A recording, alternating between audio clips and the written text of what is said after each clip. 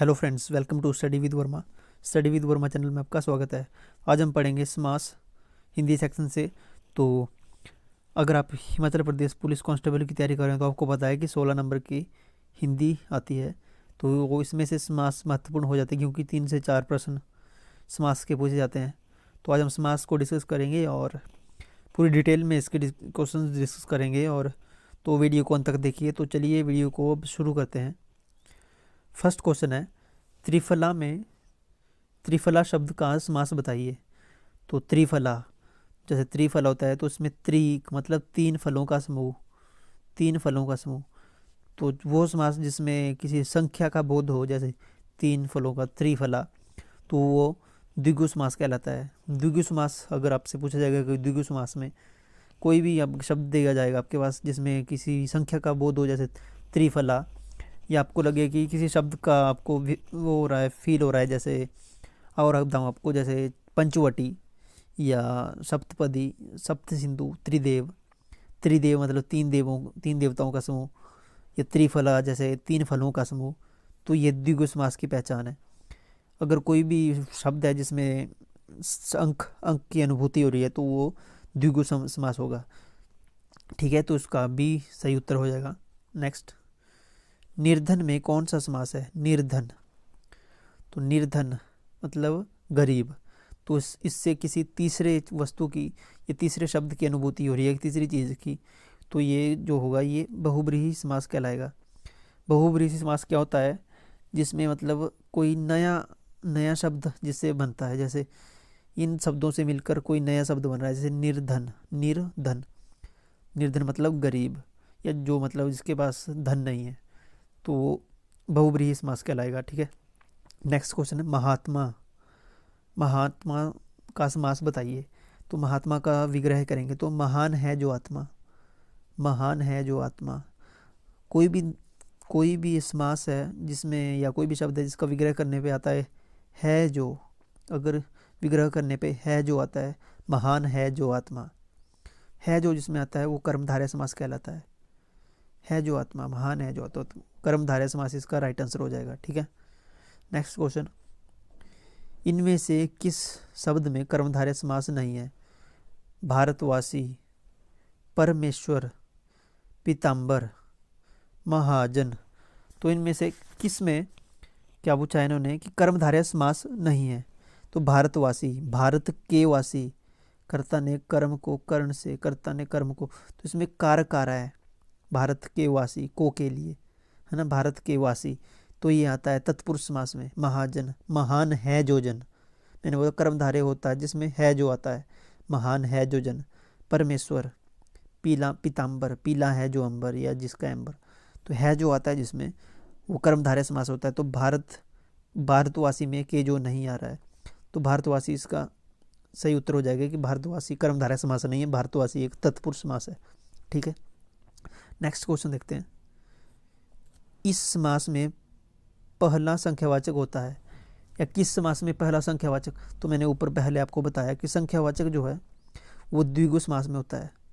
अगर किसी संख्या की अनुभूति हो रही है, जैसे मैंने बताया कि त्रिदेव, त्रिभुवन, या चौमासा, चार मासों का समूह, या पंचवटी, पांच वटों का समूह, कहीं भी संख्या की आपको अनुभूति हो रही है, संख्या का फील हो रहा है, तो वो द्विगु समास कहलाता है। ठीक है, याद रखना है, कोई रॉकेट साइंस नहीं है, कोई ये कुछ ज़्यादा याद नहीं रखना है कि ये कर कहीं भी अगर संख्या की, कोई भी संख्या की बात हो रही है या कुछ भी, तो आपने द्विगु रखना याद कि द्विगु है।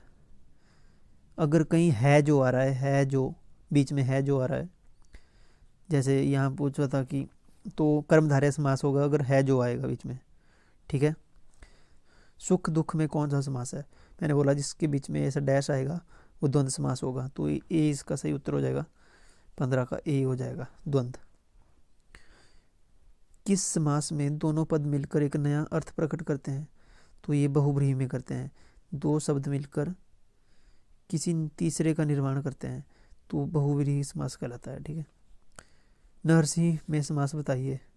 नरसिंह में कर्मधारय समास होगा, नरसिंह कर्मधारय समास। ओके, नेक्स्ट, इकलौता में समास बताइए। इकलौता, इकलौता में द्विगु समास होगा, इसमें इक आ रहा है ना, ये गणित का एक, मैंने बोला जिसमें भी संख्या आएगी वो द्विगु होगा। इकलौता, एक ही है जो, है ना, इकलौता इसको बोलते हैं। तो इसमें संख्या आ रही है। पथभ्रष्ट, पथ से भ्रष्ट, कर्ता ने कर्म को कर्ण से, मतलब इसमें कारक आ रहा है, तो कारक आता है तत्पुरुष में, तो इसका बी सही उत्तर हो जाएगा। नेक्स्ट, रुपया पैसा में समास बताइए। रुपया पैसा जिसमें डैश आएगा बीच में वो हो जाएगा द्वंद्व समास। ठीक है, तो बी इसका सही उत्तर हो जाएगा। राजभाषा में समास बताइए। राजभाषा, राज्य की भाषा, राज्य की भाषा, राज्य की भाषा, तो कारक आ रहा है, तो कारक किस में होता है? तत्पुरुष समास में, तो डी इसका सही उत्तर हो जाएगा, तत्पुरुष समास। परमेश्वर में समास बताइए। परमेश्वर में कौन सा समास होगा? तो परमेश्वर में परम होता है सबसे ईश्वर, तो परमेश्वर मतलब तीसरे शब्द का निर्माण हो रहा है इसमें, तीसरे वाक्य, तीसरे की बात हो रही है, तो इसमें हो जाएगा बहुव्रीहि समास। अगर किसी तीसरे की अगर जैसे अनुभूति हो रही हो जैसे, तो उसे बहुव्रीहि समास कहते हैं। ठीक है, नेक्स्ट क्वेश्चन, तत्पुरुष समास में प्रधान होता है। तत्पुरुष समास में कौन सा पद प्रधान होता है? तत्पुरुष में दूसरा पद जो है प्रधान होता है। ठीक है, नेक्स्ट, एक दंत में समास बताइए। एक दंत, एक जिसमें संख्या आएगी उसमें द्वंद्व हो जाएगा, अपने कुछ नहीं करना है। अगर एक आ रहा है तो सीधा नो नो नो, एक दंत किसको बोलते हैं यहाँ आपने याद रखना है। एक दंत किसको बोलते हैं? एक दंत बोलते हैं गणेश को, तो गणेश, गणेश को, है ना। किसी तीसरे की जब बात हो रही हो, दो शब्दों से मिलकर किसी तीसरे का निर्माण हो रहा हो, तो वो बहुव्रीहि कहलाता है।